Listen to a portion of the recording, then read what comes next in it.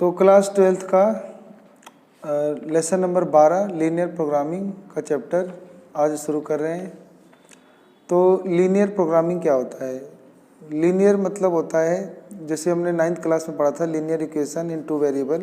तो लीनियर मतलब जो ऐसी इक्वेशन जिसका अगर हम ग्राफ खींचें तो एक सीधी रेखा जाए। और प्रोग्रामिंग मतलब होता है प्लानिंग करना। तो हम बहुत सारी चीज़ों की प्लानिंग करते हैं अपने दैनिक जीवन में, कि जैसे हमें कोई चीज़ बना रहे हैं तो सबसे सस्ती बने, मिनिमम कॉस्ट में बने, या कोई बिजनेस कर रहे हैं तो जिसमें प्रॉफिट कमा रहे हैं सबसे मैक्सिमम प्रॉफिट कमाएं। तो मिनिमम मैक्सिमम इन सब चीज़ों का पता लगाने के लिए लीनियर का हेल्प लिया जाता है। यानी लीनियर वेरिएबल का हेल्प लेकर हम ना अपने जीवन से संबंधित चीज़ों का प्लानिंग कर सकते हैं कि हमारा मिनिमम कॉस्ट, मिनिमम मैक्सिमम, या मतलब मैक्सिमम प्रॉफिट वगैरह कहाँ है, उसे पता करने के लिए ये लीनियर प्रोग्रामिंग वाला चैप्टर बहुत हेल्प करता है। इसको बच्चे LLP के नाम से पुकारते हैं, लीनियर प्रोग्रामिंग प्रॉब्लम, क्योंकि इसके अंदर जो हमारे जीवन से संबंधित समस्याएं होती हैं, प्रॉब्लम, उसको हम सोल्व करना सीखते हैं। वो भी किसकी मदद से? लीनियर की मदद से। लीनियर मतलब ग्राफ की मदद से, जिसका अगर हम ग्राफ खींचेंगे तो एकदम लीनियर यानी सीधी लाइन आएगा, रेखिक आएगा, ठीक है।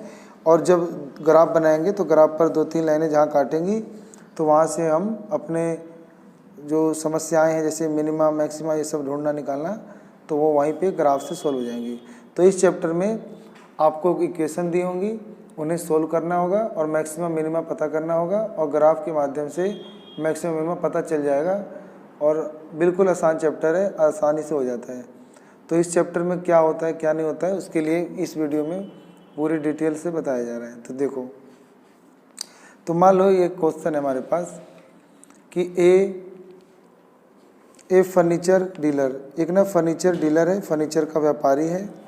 डील इन 2 आइटम्स, यानी वो 2 चीज़ों में डील करता है, 2 मदों का लेन देन करता है, एक टेबल और एक चेयर। यानी वो बिजनेस करता है फर्नीचर बेचने का, एक टेबल बेचता है और एक चेयर बेचता है। ही हैज़ ₹50,000 टू इन्वेस्ट माने निवेश, उसे बिजनेस में ना निवेश करने हैं 50,000 रुपये उसके पास है निवेश करने के लिए। और he has storage space at most 60 piece. At most मतलब होता है अधिकतम। तो उसके पास कहीं पे स्टोरेज स्पेस है, यानी कहीं पे भंडार गृह है, वहाँ पर वो सामान को रख सकता है अधिकतम 60 पीस। इससे कम तो रख ही सकता है, लेकिन एटमोस्ट में होता है अधिकतम, ज़्यादा सिर्फ 60 रख सकता है, तो उसको इतनी ही स्पेस है। तो इन्वेस्ट करने के लिए उसके पास 50,000 रुपये हैं गोदाम में, लेकिन स्पेस केवल 60 ही पीस रखने के हैं, चाहे वो टेबल रखे या कुर्सी रखे। एक टेबल की कॉस्ट माने लागत 2500 रुपये है, एंड ए चेयर ₹500, और एक कुर्सी की लागत 500 रुपये है। ही एस्टिमेट्स दैट, वो अनुमान लगाता है कि for the sale of 1 table, कि एक टेबल को सेल करने से ही can make a profit of ₹250, यानी पहली एक टेबल बेचने से उसे 250 रुपये का प्रॉफिट होगा। And that form the sale of 1 chair a profit of ₹75, और अगर वो एक चेयर बेचेगा ना, कुर्सी, तो उसे 75 रुपये का प्रॉफिट होगा। ही वांट टू नो, वो ये जानना चाहता है कि how many table and chair he should buy from the available money, के उपलब्ध धनराशि से यानी पैसों से उसे कितने चेयर और टेबल खरीदने चाहिए, so as to maximize his total profit, कि इसका जो टोटल प्रॉफिट है वो मैक्सिमाइज हो जाए। तो ये हमें मैक्सिमा मिनिमा पता करने के लिए इस चैप्टर में दिया जाता है। एज्यूमिंग दैट, कल्पना कर लीजिए कि ही कैन सेल, वो बेच सकता है, all the item which he buy, जो भी वो खरीदेगा वो पूरा बेच भी सकता है। तो हमने देखा कि यहाँ पर एक समस्या निकल रही है कि एक आदमी, उसको 50,000 रुपये और उसे 2 चीज़ों में इन्वेस्ट करना है, टेबल में और चेयर में। टेबल एक चेयर खरीदेगा तो 2500 में लेगा, और लेकिन उसे बेचने पे 250 का फ़ायदा होगा। अगर वो कुर्सी खरीदेगा तो कुर्सी 500 रुपये की एक होगी, और लेकिन बेचने में 75 रुपये की कमाई होगी। तो हमें पता करना है कि उसे किस तरीके से अपने 50,000 रुपये इन्वेस्ट करने चाहिए ताकि वो 60 पीस भी रख सके गोदाम में और मैक्सिमम प्रॉफिट कमा सके, सबसे ज़्यादा लाभ कमा सके। और आगे लिखा हुआ है कि such type of problem which seek the maximize और मिनिमाइज प्रॉफिट और cost from a general class of problem call optimization problem. तो इसी प्रकार की समस्याएं जिसके अंदर आपको मैक्सिमा मिनिमा निकालना पड़ता है, ऐसी समस्याओं को हल करने को ऑप्टिमाइजेशन प्रॉब्लम कहते हैं। तो लिखा है कि दस एन ऑप्टिमाइजेशन प्रॉब्लम में इन्वॉल्व फाइंडिंग मैक्सिमम प्रॉफिट या मिनिमम कॉस्ट या minimum use of resource etcetera. तो यानी इस प्रकार के ऑप्टिमाइजेशन प्रॉब्लम में आपको मैक्सिमम प्रॉफिट या मिनिमम कॉस्ट या मिनिमम रिसोर्स ये सब निकालने के लिए दिया जाता है एलपीपी वाले चैप्टर में। इसके अंदर जो भी आपको सोल्यूशन यानी हल निकालना होता है उसे ग्राफिकली मेथड ग्राफ से निकाला जाता है।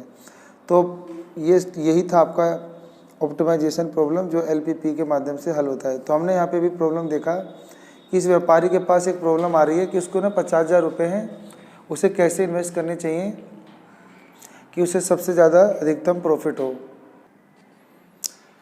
तो अब इस ऐसे प्रश्न में क्या होता है कि जैसे अभी हमने देखा कि उस आदमी के पास 50,000 रुपये है इन्वेस्ट करने के लिए और उसके पास स्पेस है 60 पीस रखने का, ठीक है। तो 60 पीस रखने का स्पेस है, तो उसके पास 60 स्पेस है रखने के लिए और उसे क्या खरीदना है, या तो टेबल खरीदना है या चेयर खरीदना है। टेबल कितने का था, 2500 का, और चेयर था 500 का। इसको बेचने में प्रॉफिट होगा 250 का और इसको प्रॉफिट होगा 75 का ना। तो ये कॉस्ट हो गया और ये प्रॉफिट हो गया। तो देखो ऐसे कोई भी व्यापारी के पास ऐसे बहुत सारी समस्याएं आती रहती हैं। तो अब इस समस्या के बारे में सोचते हैं। चलो मान लो कि वो सारा का सारा टेबल ही खरीद ले ना, तो 2500 रुपये का टेबल आएगा, तो टोटल 50,000 रुपये इन्वेस्ट करना है। तो कटने पे आ जाएगा ये कि वो 20 टेबल खरीद सकता है। अगर वो 20 टेबल खरीदेगा तो हर टेबल पे 250 रुपये कमाएगा, तो यानी वो 5,000 रुपये कमा सकता है ना। लेकिन सोचो, दिमाग लगाओ कि 20 ही टेबल खरीदेगा तो उसके पास स्पेस कितना था, 60। तो बाकी जो स्पेस खाली रह गया है 40, तो उसका तो उसको किराया देना पड़ेगा, तो नुकसान हो रहा है ना, गोदाम का बड़ा किराया देना पड़ेगा। 5,000 भले कमाएगा लेकिन यहाँ पे स्पेस खाली रह जाएगा। वही अगर मान लो कि वो सारा का सारा चेयर ही खरीद ले, तो सारा का सारा चेयर खरीद ले तो 50,000 रुपये सारे चेयर पे ही इन्वेस्ट कर दिए। तो चेयर कितने का है, 500 का। भाग करने पे 100 चेयर आ जाएंगी। अब 100 चेयर आ जाएंगी और 100 चेयर को अगर वो बेचे 75 रुपये से तो 7,500 रुपये कमा सकता है। लेकिन स्पेस नहीं है, स्पेस तो उसके पास 60 ही है ना गोदाम में। तो अगर वो 100 खरीद लेगा तो उसे रखेगा कहाँ, फिर रखने का दिक्कत होगा, कोई टूट जाएगा, चोरी हो जाएगा। तो इस वजह से ये केस भी संभव नहीं है। ऊपर वाले में 5,000 प्रॉफिट कमा सकता था लेकिन वहाँ पे स्पेस खाली रह जाएगा, नुकसान उठाना पड़ेगा। यहाँ पर 75-100 कमा सकता है लेकिन यहाँ पर उसके बाद गोदाम में स्पेस नहीं है, तो यहाँ पर भी नहीं, यहाँ पर भी नहीं। तो और भी जैसे और भी सिचुएशन है, जैसे मान लो 10 टेबल खरीद ले और 50 चेयर खरीद ले,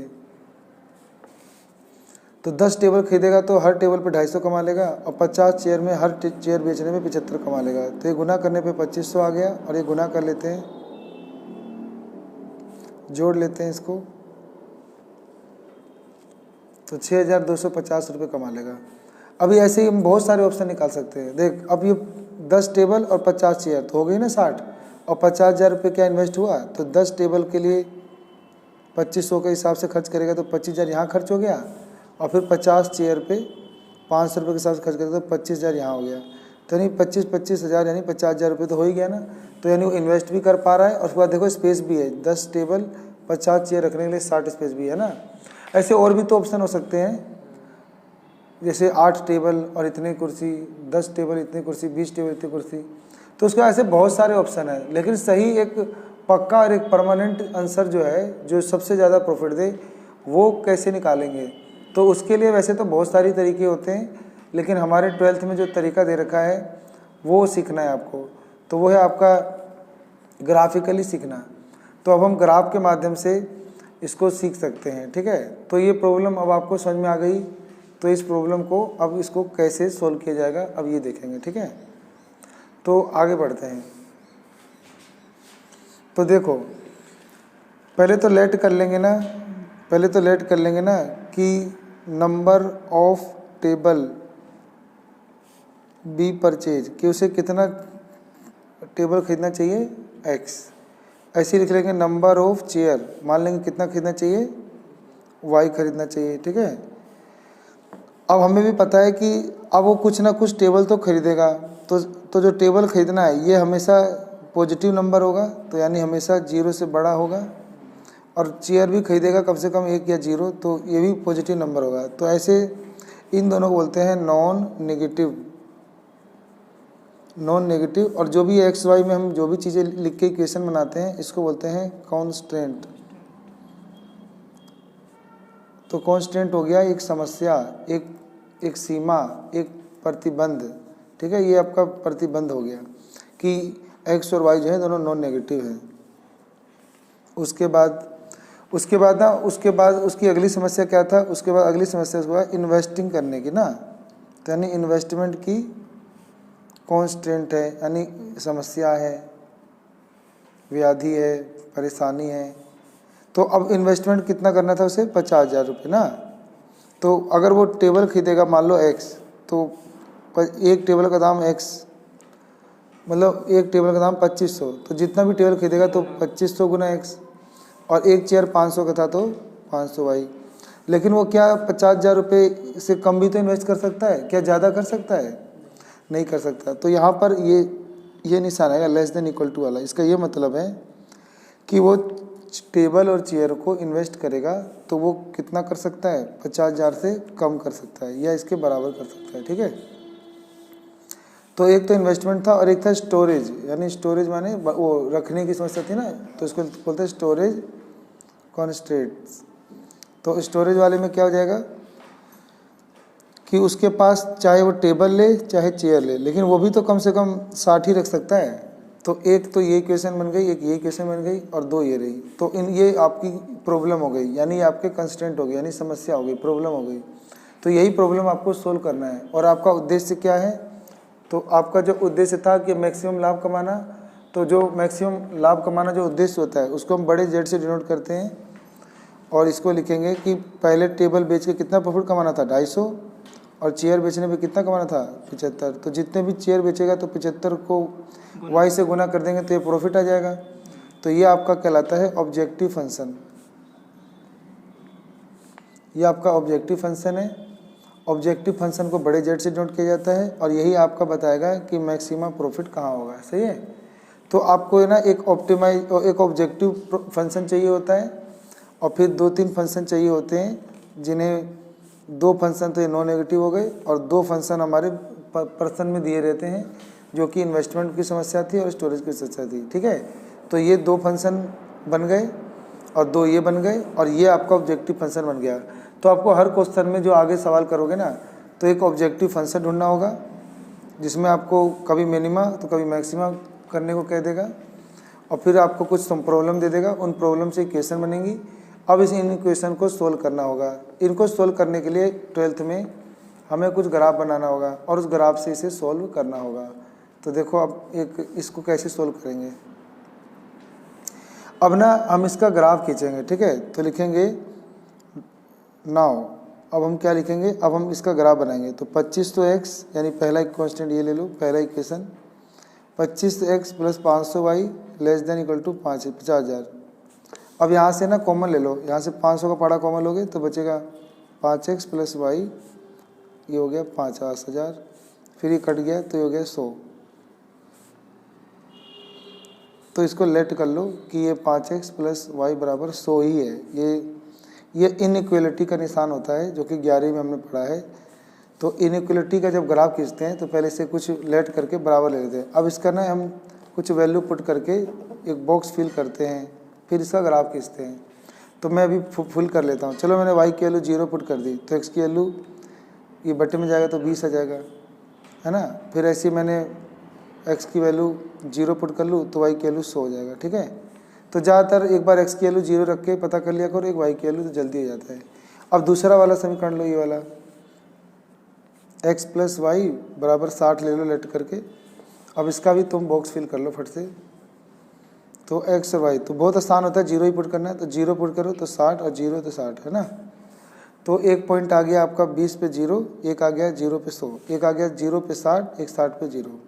अब ना ये बनने के बाद ये तीसरा वाला और ध्यान में देना है। इसका मतलब है x की वैल्यू ग्रेटर देन 0 और y की वैल्यू ग्रेटर देन 0। तो x की वैल्यू मतलब कहाँ 0 होती है वो ग्राफ में ढूंढना होगा आपको, ठीक है। तो देख लेंगे अभी। अब ना हमने जब ये पूरा मतलब बॉक्स भर लिया, तो अब हम इसका एक क्या बनाएंगे, अब एक ग्राफ बनाएंगे, ठीक है। तो इसका अब एक ग्राफ बनाते हैं। तो देखो अब ग्राफ कैसे बनाते हैं। तो अब देखो इसका ग्राफ बनाते हैं। तो आपको ग्राफ बनाने के लिए ना एग्जाम में स्केल लेके जाना है अपना।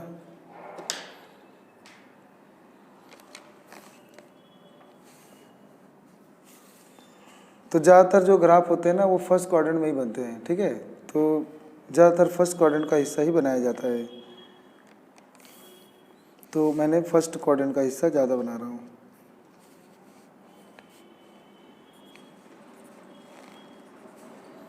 आंकड़ों के अनुसार ना ये चुनना होता है, कभी 10, कभी 20, कभी 5, कभी 100। तो अभी हमने आंकड़ा देखा तो वहाँ पर 100 तक जा रहा है। तो आप क्या करो, 10-10 का टेबल लेके अपने हिसाब से ऐसे बना लो। एग्ज़ाम में ग्राफ मिलेगा तो ग्राफ पे और जल्दी बनता है। अभी हम ऐसे ही ड्रॉ कर रहे हैं, इसमें थोड़ा टेढ़ा मेढ़ा बन जाता है। 10, 20, 30, 40, यहाँ पे अपना नंबर लिख लो। यहाँ पे भी 10, 20, 30, 40, 50, 60, 70, 80, 90, 100 ये लिख लो, ठीक है। अब क्या करना होता है, अब वो ग्राफ खींचना होता है। यहाँ लिखो एक्स एक्सिस, यहाँ एक्स डैश, यहाँ नेगेटिव होता है -10, -20, -30। ऐसे ऊपर वाई पॉजिटिव और नीचे वाई नेगेटिव, यहाँ माइनस होता है -10, -20 ऐसे, ठीक है। अब देखो पहला पॉइंट क्या आया था, पहला आया था एक्स की वैल्यू 20 पे 0। तो एक्स की वैल्यू 20 कहाँ होती है, पॉजिटिव, एक्स एक्सिस पे यहाँ होती है, और 20 पे 0 यानी यहीं पे। अब अगला आ जाओ, अगला क्या है, 100 पे 0 पे 100। तो एक्स की वैल्यू 0 कहाँ होती है, यहाँ ओरिजिन पे, और वाई की वैल्यू 100 यहाँ होती है। तो ये हो गया 0 पे 100। अब क्या करना होता है, इसको मिलाकर ऐसे स्केल से सीधी लाइन ड्रॉ करनी है। ऐसे हमने ड्रॉ कर दी, और ड्रॉ करने के बाद यहाँ पे इक्वेशन लिख दो जो हमने खींचा था। वो इक्वेशन था आपका 5x + y <= 100 आया था, 100 था। अब इस पे ना ट्रू फॉल्स पता करना होता है। ट्रू फॉल्स कैसे पता करेंगे, देखो अब ये लाइन है 11वीं में हमने सीखा था कि एक ना 2 पार्ट में बांट देता है। ये जो लाइन है इस प्लेन को 2 भाग में बांटता है, एक ये राइट वाला, एक लेफ्ट वाला, और एक तो कोई भी एक लेफ्ट में से पॉइंट लेके यहाँ पुट कर दो, या राइट में से लेके पुट कर दो, और ट्रू फॉल्स पता लगा लो। तो जहाँ ट्रू आएगा वो उस ओर सेट होगा। तो अभी मैं यहाँ पे 0 0 ये वाला पॉइंट पुट करता हूँ, ज़्यादातर यही आसान होता है। तो 0 0 पुट किया तो यहाँ पे आ जाएगा आपका 5 × 0, और यहाँ जाएगा 0। तो यानी ये 0 से तो बड़ा ही होता है ना 100, ये आपका ट्रू आ रहा है। अब ये ट्रू आ रहा है तो ये इसी ओर सेट होगा, तो ये हमारा इस ओर सेट होगा। तो पेंसिल से ऐसे हल्के हल्के इधर तीर बना लेते हैं, ठीक है। अब दूसरा वाला ग्राफ बनाओ। दूसरा वाला क्या था, 0 पे 60, 60 पे 0। तो देखो 0 पे 60, 60 पे 0, तो ये रहा 60 पे 0, और 0 पे 60 ये रहा। अब इनको भी मिला दो,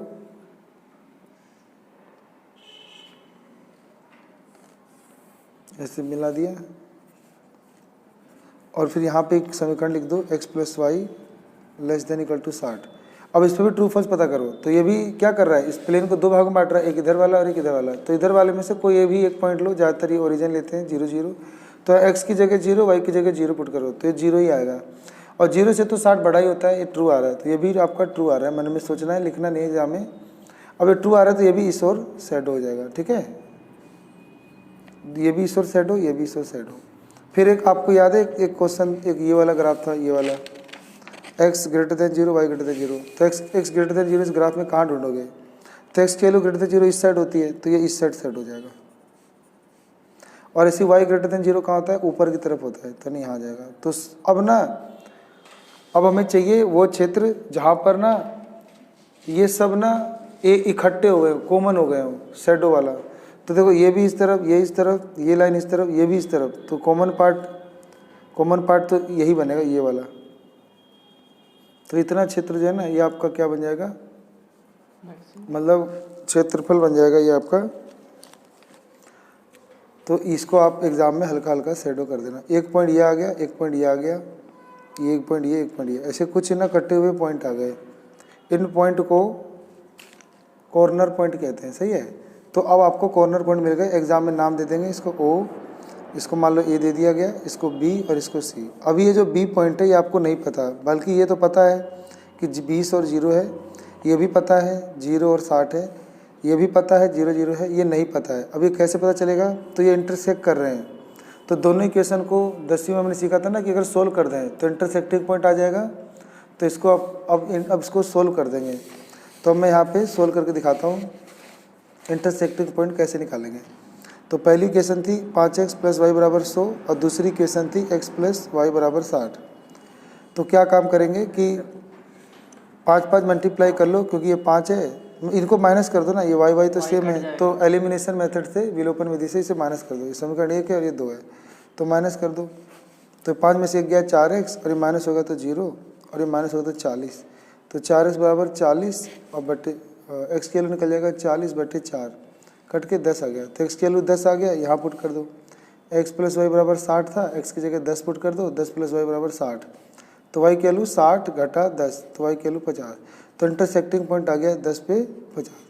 बाकी ग्राफ पे भी आपको दिख ही रहा है कि लगभग ये 10 के ऊपर है ना, और फिर 50 के पास है। तो ये हो गया इंटरसेक्टिंग पॉइंट 10 और 50। तो आपको अब कॉर्नर पॉइंट निकालने होते हैं, सही है।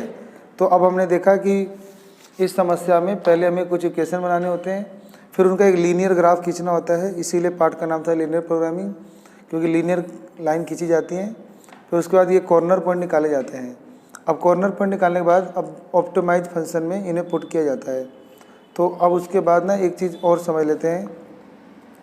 तो पहली चीज़ ना बच्चे को समझनी होती है कि एक फिजिबल रीजन किसे कहते हैं। फिजिबल रीजन, फिजिबल रीजन होता है ये छायांकित भाग, जहाँ जहाँ तक ये सभी कॉमन पार्ट, जहाँ पर ये छायांकित है, मतलब जहाँ जहाँ ये सब एक दूसरे को मतलब ढक दिए हैं, तो इसको बोलते हैं फिजिबल रीजन। और बाकी का जो सारा हिस्सा बच गया जो नहीं ढके हैं, उन्हें बोलते हैं अनफिजिबल रीजन। तो फिजिबल रीजन मिल गया। और जो ये कोने कोने दिख रहे हैं इन्हें कॉर्नर पॉइंट बोलते हैं। हाँ, इन्हें इनफिजिबल बोलते हैं, इसको फिजिबल बोलते हैं, छायांकित भाग को फिजिबल। तो छायांकित भाग में ना ये जितने भी यहाँ बीच के पॉइंट हैं, ये किनारों के पॉइंट हैं, ये सब पॉइंट जो है आपके कहलाते हैं फिजिबल। इसके अलावा जो बाहर के बच गए वो सब आपके क्या होते हैं, इनफिजिबल रीजन। समझ में आ गया। और ये आपके जो पॉइंट दिख रहे हैं इन्हें बोला जाता है कॉमन पॉइंट। समझ में आ गया। कॉर्नर पॉइंट, कॉर्नर पॉइंट पता करने के बाद अब आपको क्या करना होता है, एक ना मैक्सिमम मिनिमा आप पता करना होता है। तो उसके लिए अब आपको एक एग्ज़ाम में कुछ ऐसे बॉक्स बनाना होता है।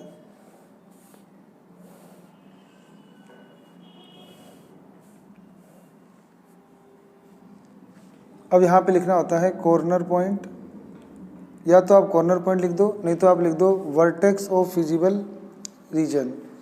फिर यहाँ पे लिख दो वैल्यू, यहाँ पे लिख दो वैल्यू ऑफ जेड। तो जेड जो फंक्शन है वो लिखो अब। तो जेड वैल्यू, जेड क्या था, जेड आपका मैंने निकाला था ना यहाँ पे, ये वाला ऑब्जेक्टिव फंक्शन। तो यहाँ पे लिख दो अब 250x + 75y। तो यहाँ पे लिख दो 250x + 75y। उसके बाद कॉर्नर पॉइंट हमने निकाले थे ए बी सी और ओ, ये यहाँ पे कॉर्नर पॉइंट है लिख देंगे। तो कॉर्नर पॉइंट ढूंढ लो। ओ, ये तो ओ का ओ आ गया 0 0, ए का आ गया था 20 0, तो यहाँ पे लिखो 20 0, बी का आया था 10 50, तो यहाँ पे लिखो 10 50, और सी पॉइंट आया था आपका ये 0 पे 60, तो यहाँ पे लिख दो 0 पे 60। अब उसके बाद ना इनकी वैल्यू, ये एक्स की वैल्यू 20 है, वाई की वैल्यू 0 है। अब इस वैल्यू को यहाँ पुट करो। तो 250 गुना एक्स की जगह 20 और प्लस 75 गुना वाई की जगह 0। तो सोल्व करने पे 5000 आ गया। ऐसी ये वाला सोल्व करोगे तो ये आपका 6250 आ गया, और ये वाला सोल्व करोगे तो 4500 आ गया, और ये सोल्व करोगे तो आपका 0 आ गया। तो हमें क्या पता करना था, मैक्सिमम प्रॉफिट। तो आपका मैक्सिमम प्रॉफिट कहाँ आ रहा है, यहाँ आ रहा है। यानी जब 10 टेबल और 50 चेयर बेचा जाएगा तो आपका हो जाएगा 100। तो आपका आंसर बन जाएगा कि when 10 table and 50 chair buys, यानी अगर वो 10 टेबल और 50 कुर्सियाँ खरीदेगा तो ही विल गेट, तो उसे वो मिल जाएगा मैक्सिमम प्रॉफिट अर्न। ठीक है, तो ज़्यादा प्रॉफिट कमा सकेगा। तो ये आपका आंसर हो गया। तो अब करना कैसे होता है एग्ज़ाम में, तो एग्ज़ाम में आपको पहले जो पूरा क्वेश्चन है, तो पहले आपको एग्ज़ाम में जो पूरा क्वेश्चन है वो आपको पढ़ना है। क्वेश्चन पढ़ने के बाद फिर आपको वो जो भी समस्याएं दिया जाएगा, तो उस समस्या पे पहले आपको सोचना होगा कि लेट करना होगा, किसी एक को x किसी एक को y लेना होगा। फिर आपको नॉन नेगेटिव कांस्टेंट ढूंढना होगा जो कि हमेशा ग्रेटर देन 0 होते हैं। फिर आपको कुछ 2 इक्वेशन और ढूंढने होंगे। फिर आपको ऑब्जेक्टिव फंक्शन ढूंढने होंगे और इनका फिर बॉक्स फिल करके इसका ग्राफ बनाना होगा, ठीक है। अब जब ये ग्राफ बना लोगे तो ग्राफ में आपको फिजिबल रीजन ढूंढना होगा। फिजिबल रीजन जब ढूंढ लोगे तो उसमें फिर कॉर्नर पॉइंट ढूंढना होगा। फिर कॉर्नर पॉइंट को ऐसे बॉक्स में बना के कॉर्नर पॉइंट और वहाँ वैल्यू पता करनी होगी। तो अगर आपसे मिनिमा पूछता तो मिनिमा जो कम होता वो मिनिमा हो जाता, और अगर वो ज़्यादा पूछता तो मैक्सिमा हो जाता। तो इन्हीं सब में कोई एक मैक्सिमा मिनिमा पूछेगा, तो अभी मैक्सिमा पूछा था तो ये आंसर हो गया। तो यही बस इतना ही आपसे समस्या पूछेगा। बाकी इसमें और मेन बातें क्या होती हैं वो देख लेते हैं। एक आपका नॉन नेगेटिव कांस्टेंट होता है, ये पता होना चाहिए क्या होता है। तो अभी देखा था ना वो x greater than 0 y greater than 0। फिर हमने एक इन्वेस्टमेंट कांस्टेंट और स्टोरेज कांस्टेंट देखा था। तो ऐसे हर क्वेश्चन में कोई ना कोई 2 कांस्टेंट आएंगे। कांस्टेंट माने कोई समस्या व्याधि आएगी, उसका इक्वेशन बनाना होगा। फिर आपको एक ऑब्जेक्टिव फंक्शन ढूंढना होगा क्वेश्चन में, यानी इसको ऑप्टिमल वैल्यू कहते हैं जो उसका मान आता है। फिर अगला आपका लीनियर कांस्टेंट यानी वो समीकरण बनाना होगा, लीनियर इक्वलिटी बनाना होगा। अच्छा, एक्स और वाई जो कहा जाता है ना, इन्हें डिसीजन वेरिएबल कहा जाता है, क्योंकि इसी में पुट करके हम कोई डिसीजन लेते हैं कि आंसर कहाँ पे मैच कर रहेगा। बाकी फिजिबल रीजन, इनफिजिबल रीजन पता होना चाहिए। और फिजिबल सोल्यूशन क्या होता है, तो उस ग्राफ के ऊपर जो भी कॉर्नर पॉइंट थे या उसके ग्राफ के अंदर के जितने भी पॉइंट थे उन्हें बोला जाता है फिजिबल सोल्यूशन। वो सब जो होते हैं उस समीकरण को सेटिस्फाई करते हैं। इनफिजिबल सोल्यूशन उसके बाहर का होता है, ग्राफ से बाहर का। और जेड पे ही आपको एग्जाम में मैक्सिमम मिनिमम पूछेगा, और फिर आपको कॉर्नर पॉइंट निकालना होता है और मैक्सिमम मिनिमम उसमें पुट करके पता करना होता है। फिर आखिरी में क्या होता है कि आपको उत्पादन संबंधी समस्या, मतलब आपके एग्जाम में 3 तरह की समस्याएं पूछ जाती हैं एलपीपी में, जिसमें आपको पहला पूछ जाता है उत्पादन संबंधी समस्या, ठीक है, उत्पादन संबंधी समस्या। फिर दूसरा पूछ जाता है आहार संबंधी समस्या, और फिर आपको तीसरा पूछ जाता है परिवहन संबंधी समस्या। इसे बोलते हैं प्रोडक्शन रिलेटेड प्रॉब्लम, इसको फूड रिलेटेड प्रॉब्लम, और इसको होता है ट्रांसपोर्टेड या ट्रांसपोर्ट रिलेटेड प्रॉब्लम। बस यही आपका सिलेबस होता है। तो उम्मीद करते हैं आपको इस समझ में आ गया होगा, ठीक है। तो मिलते हैं अगली वीडियो में, और अच्छे क्वेश्चन जो है देखेंगे एलपीपी के जो एग्ज़ाम में आते हैं।